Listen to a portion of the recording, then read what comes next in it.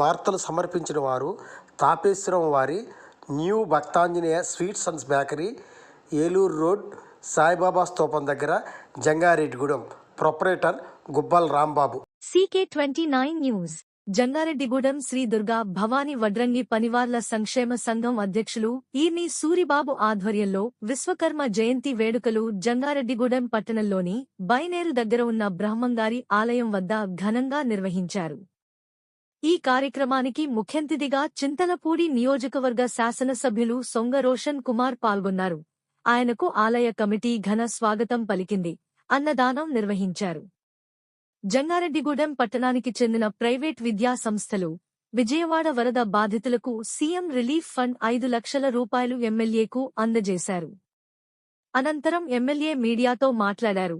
ఈ కార్యక్రమంలో TDP senior నాయకులు మండవ లక్ష్మణరావు, టీడీపీ రాష్ట్ర అధికార ప్రతినిధి డాక్టర్ దాసరి శ్యామ్ చంద్ర శేషు, టౌన్ టీడీపీ అధ్యక్షులు రావురి కృష్ణ, రూరల్ టీడీపీ అధ్యక్షులు సాయిల సత్యనారాయణ, రాజాన సత్యనారాయణ, కొండ్రెడ్డి కిషోర్, చెరుకూరు శ్రీధర్, చిట్రోజు తాతాజీ, తూటిగుంట రాము, మద్దిపాటి నాగేశ్వరరావు, పాతూరి అంబేద్కర్, బొబ్బర రాజ్ పాల్ కుమార్, శ్రీ దుర్గా భవానీ వడ్రంగి సంక్షేమ సంఘం గౌరవ అధ్యక్షులు పెసరగంటి త్రిమూర్తులు, పి సత్యనారాయణ, కె రామకృష్ణ, అధ్యక్షులు సూరిబాబు, ఉపాధ్యక్షులు కె వీర వెంకట నాగరాజు, ప్రధాన కార్యదర్శి Kaniti Balaji, Y Naga Vishwanatha Prakash, P Srinivasachari, P Siva తదితరులు పాల్గొన్నారు.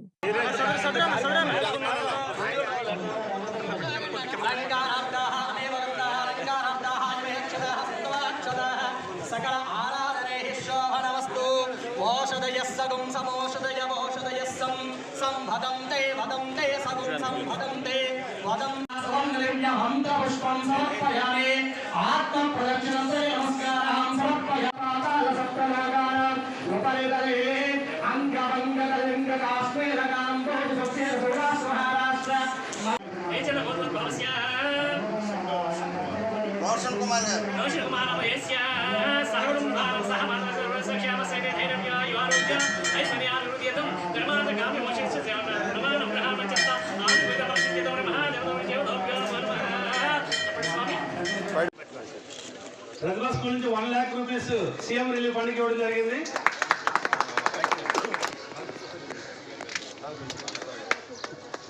విద్యా వికాస్ విద్యా సంస్థల అధినేత శ్రీనివాస్ గారి కూడా సీఎం రిలీఫ్ ఫండ్ కి 1 lakh రూపీస్ విరాళం ఇవ్వడం జరిగింది. వారికి కూడా ధన్యవాదాలు తెలియజేస్తున్నారు. డొనేషన్ చేస్తున్నారండి. Thank you sir, thank you. ధన్యవాదాలు. ఆ ఈది సూర్యబాబు గారిని శాలువాతోటి ఎమ్మెల్యే గారిని సత్కరిస్తున్నారు.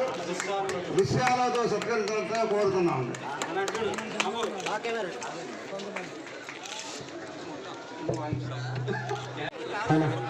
అందరూ కూడా కూర్చోండి. మంచి కార్యక్రమం. అలాగే ఇంతకు వస్తుంటే చెప్పారు ఇక్కడ డంపింగ్ యార్డ్ ఉంది, ఇది బాగా స్మెల్ ఏదో వస్తుంది. ఆ విషయంపై కమిషనర్ కూడా మాట్లాడి అసలు ఏంటి దీన్ని ఎట్లాగా మనం ఇచ్చే విషయం కూడా నేను మాట్లాడతాను. తర్వాత మరి నేను లాస్ట్ టైం జంగారెడ్డిగూడెంలో ఒక 2 day ప్రోగ్రామ్ పెట్టుకుని వచ్చాను. కానీ వరదల వల్ల నాకు పార్టీ ఆఫీస్ కాల్ వస్తే నేను వెళ్ళాల్సి వచ్చింది. మళ్ళీ వచ్చేవారం 2 day ప్రోగ్రామ్ ఎక్కడైతే డిస్కంటిన్యూ చేస్తామో అది కంటిన్యూ చేస్తాము. బైనర్ వంతెన ఉంది, ఆ విషయం కూడా తప్పకుండా నేను ఐ థింక్ మేము ఎస్టిమేట్స్ పెట్టామనుకుంటాను. బైనర్ వంతెన అది ఎస్టిమేట్స్ పెట్టాము, టెండర్స్ కూడా పిలవడం జరిగింది. నేను మళ్ళీ ఫాలోఅప్ చేస్తాను. రేపు చంద్రబాబు గారు ఎమ్మెల్యేస్ అందరూ కూడా విజయవాడ రామని చెప్పారు. నేను అవకాశం చూసుకొని ఈ యొక్క విషయాలు కూడా నేను చంద్రబాబుకి నేను తెలియజేస్తాను. వీలైతే లోకేష్ గారు కూడా నేను చెప్తాను. ఏదైనా కూడా మనందరం కూడా కలిసి జంగారెడ్డిగూడెం టౌన్ని ఒక రోల్ మోడల్ టౌన్గా తీసుకోవాలి. అలాగే చింతలపూడి కాన్స్టిట్యున్సీ ఒక రోల్ మోడల్గా తీర్చిదిద్దుకొని మనము స్టేట్లో నెంబర్ 1 కాన్స్టిట్యున్సీ ఉండేలాగా కలిసి మనం అందరూ కృషి చేయాలి. ఈ యొక్క 100 రోజుల పాలన చూస్తే NREGS వర్క్స్ కింద మరి ఆర్కిటెక్ట్స్ పిలువబడతారు. మరి గతంలో చూస్తే చరిత్రలో మహాసభ కూడా మరి వీళ్ళు ఒక ఆర్టిఫిషియల్ ఆర్కిటెక్చర్ని డిజైన్ చేసి మరి చరిత్రలో నిలిపిన ఘనత విశ్వబ్రాహ్మిన్స్ ఉంది. అలాగే మరి మొన్న NDA విజయంలో నీరు కమ్యూనిటీ పరంగా అందరూ కూడా చాలా పెద్ద ఎత్తున కృషి చేసి మరి ప్రభుత్వం తీసుకురావడానికి మీరు చేసిన కృషికి అందరూ కూడా నేను మనస్ఫూర్తిగా ధన్యవాదాలు తెలియజేస్తున్నాను. అలాగే జంగారెడ్డిగూడెం టౌన్ ఎప్పుడు కూడా ఏ పిలిపించినా వాళ్ళ ముందుండి అందరికంటే ఒక పెద్ద స్థాయిలో వారు పేరు వినబడుతూ ఉంటుంది. మనం చూస్తే ఎలక్షన్స్లో జనరల్ అసెంబ్లీ ఎలక్షన్స్లో జంగారెడ్డిగూడెం టౌన్ ఎంత భారీ మెజార్టీ ఇచ్చిందో అది నేను ఎప్పుడు కూడా మర్చిపోలేను. నా జీవితం అంతా నేను గుర్తుంచుకుంటాను. అలాగే ఈ రోజున మరి మొన్న విజయవాడ వరద బాధితుల సహాయ నిమిత్తం జంగారెడ్డిగూడెం వారు ఎంత కలిసికట్టుగా ముందుకొచ్చి వారు చేస్తున్న ఆర్థిక సహాయానికి నిజంగా నేను మనస్ఫూర్తిగా అభినందన తెలియజేస్తున్నాను. మీరు ఇచ్చిన ప్రతి చెక్, ప్రతి రూపాయి, ప్రతి డబ్బు అంతా కూడా ఏపీ సీఎం ఫ్లడ్ రిలీఫ్ ఫండ్కి వెళ్తుంది. మరి ఈ విషయంలో ఎవరైతే సహాయం చేశారో డైరెక్ట్గా ఇండైరెక్ట్ కానివ్వండి వాళ్ళందరూ కూడా నేను మనస్ఫూర్తిగా అభినందన తెలియజేస్తున్నాను. అలాగే మొన్న వరద వచ్చినప్పుడు కూడా చాలామంది జంగారెడ్డిగూడెం వచ్చి బోత్ టౌన్ ఊళ్ళో వచ్చి వారు ఫుడ్ ప్యాకెట్స్ కానివ్వండి, లేకపోతే మిల్క్ కానివ్వండి, ఫ్రూట్స్ కానివ్వండి, డైపర్స్ కానివ్వండి, శానిటరీ ప్యాడ్స్ కానివ్వండి, చాలామంది వచ్చి అక్కడ తిరిగి డివిజన్లో మరి హెల్ప్ చేశారు. ఆ విషయంలో తెలుగుదేశం, జనసేన, బీజేపీ పార్టీ నాయకులకి, కార్యకర్తలకి, వీర మహిళలకి, అలాగే జన సైనికులకి అందరూ కూడా నేను చాలా కృతజ్ఞతలు తెలియజేస్తున్నాను. ముఖ్యంగా ఈరోజు ఇక్కడ ఈ జయంతి విషయంలో వీరికి సంబంధించిన చాలా విషయాలు మాట్లాడుకోవాలి, కానీ సమయం తక్కువ కాబట్టి మరి గత వైసీపీ ప్రభుత్వంలో కార్పొరేషన్లను తీసేసి ఎలాగా ఇబ్బంది గురి చేసిందో మనకు తెలుసు. తప్పకుండా మరి విశ్వకర్మ కమ్యూనిటీకి సంబంధించి ఏవైనా అవసరాలు ఉన్నా దీనికి సంబంధించి కమ్యూనిటీ హాల్ కానివ్వండి, పెన్షన్ కానివ్వండి, పనిముట్లు కానివ్వండి, మీ వృత్తికి ఏదైతే ఈ కొత్తగా వచ్చిన పరికరాలు ఉపయోగించుకొని మీరు అభివృద్ధిలోకి వస్తారో వాటన్నింటిలో కూడా నేను మీకు ఎమ్మెల్యేగా, మీ ఇంట్లో ఒక అబ్బాయిలాగా నేను మీకు సాయంగా ఉండి మీరు జీవితంలో ఆర్థికంగా ఎదగాలని చెప్పి దాంట్లో నాకు కృషి ఉంటుందని చెప్పి నేను మరొకసారి నేను తెలియజేస్తున్నాను.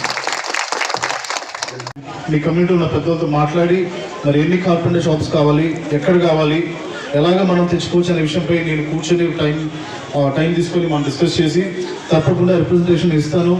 మరి అది మీకు ఆర్థికంగా మిమ్మల్ని అప్లిఫ్ట్ చేస్తుందని నమ్మకం, విశ్వాసం నాకు కలిగితే తప్పకుండా నేను దాన్ని ఫుల్ఫిల్ అయ్యే కార్యక్రమం నేను ఉంటానని చెప్పి మాటిస్తున్నాను.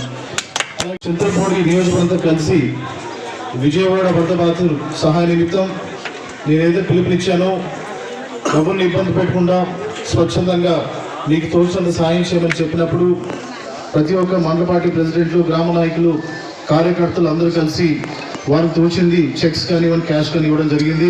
మరి ఈ రోజున జంగారెడ్డిగూడెం సంబంధించిన స్కూల్ అండ్ కాలేజ్ మేనేజ్మెంట్ వాళ్ళు మరి ముందుకొచ్చి వాళ్ళు ₹1,00,000 ఎంత మంచి సహాయం చేశారు. డెఫినెట్గా వారు ఏదైతే ఇది ఇచ్చారో ఇది అంతా కూడా సిబిఎన్ గారు ఏపీ సీఎం రిలీఫ్ ఫండ్కి వెళ్తుంది. మరి సాయం చేసిన ప్రతి ఒక్క దాతకి నేను మనస్ఫూర్తిగా ధన్యవాదాలు తెలియజేస్తున్నాను. Thank you. పంచాయతీరాజ్ సీసీ రోడ్లకి అలాగే డ్రైన్లకి ఇవి ఖర్చు పెట్టడం జరుగుతుంది. సో ఇవి నాకు తెలిసి ఇంకొక వారం రోజుల్లో పనులు కూడా మొదలవుతాయి. ఇది కేవలం ఎన్డీఏ కూటమి వల్ల సాధ్యమవుతుంది. సో కాబట్టి మన గ్రామాలను అభివృద్ధి చేసుకుందాము. అలాగే టౌన్ విషయంలో కూడా మేము ఎస్టిమేట్స్ కూడా దాన్ని క్యాలిక్యులేట్ చేస్తున్నాము. టౌన్లో చాలా డెవలప్మెంట్స్ చేయాల్సినవి. మన టౌన్ ప్లానింగ్ ఆఫీసర్ కూడా మన విషయం మాట్లాడాము. ఆ విషయం ఫాలోఅప్ చేసి తప్పకుండా టౌన్ సంబంధించిన డెవలప్మెంట్ వర్క్స్ కూడా త్వరలో మేము స్టార్ట్ చేసి ఒక అందమైన నగరంగా టౌన్ని ఉంచాలని చెప్పి నేను మనస్ఫూర్తిగా కోరుకుంటున్నాను. మరొకసారి ఇంత టైం తీసుకున్న మీ అందరూ వెయిట్ చేసి ఈ కార్యక్రమాన్ని ఘన విజయం చేసినందుకు